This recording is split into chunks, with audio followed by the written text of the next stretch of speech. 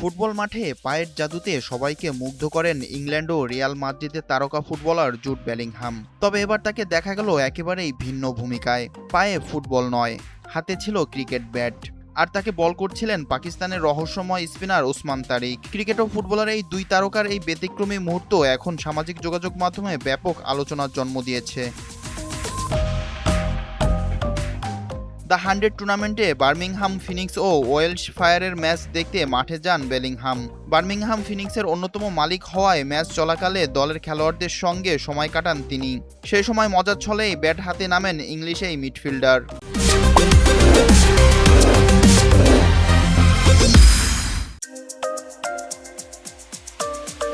বেলিংহামের বিপক্ষে কয়েকটি বল করেন পাকিস্তানের স্পিনার ওসমান তারিক। রহস্যময় স্পিন ও অস্বাভাবিক বোলিং অ্যাকশনের জন্য পরিচিত এই ক্রিকেটার আন্তর্জাতিক অঙ্গনেও অনেক ব্যাটারকে বিপাকে ফেলেছেন। সেই কঠিন স্পিন সামলানোর চেষ্টা করেন বেলিংহাম। মাঠে উপস্থিত দর্শকেরা পুরো ঘটনাটি দারুণ উপভোগ করেন। পরে বার্মিংহাম ফিনিক্সের সামাজিক যোগাযোগ মাধ্যমে ভিডিওটি প্রকাশ করা হলে মুহূর্তেই তা ভাইরাল হয়ে যায়। মাত্র 23 বছর বয়সে ইউরোপিয়ান ফুটবলের অন্যতম সেরা মিডফিল্ডার হিসেবে নিজেকে প্রতিষ্ঠিত করেছেন জুড বেলিংহাম।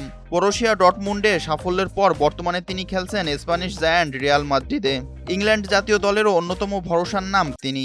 2026 বিশ্বকাপে দুর্দান্ত পারফরম্যান্স দেখিয়ে দলকে সেমিফাইনালে তুলতেও গুরুত্বপূর্ণ ভূমিকা রাখেন এই মিডফিল্ডার। ক্রিকেট ও ফুটবলের দুই ভিন্ন জগতের এই আনন্দঘন মেলবন্ধন ভক্তদেরও মুগ্ধ করেছে।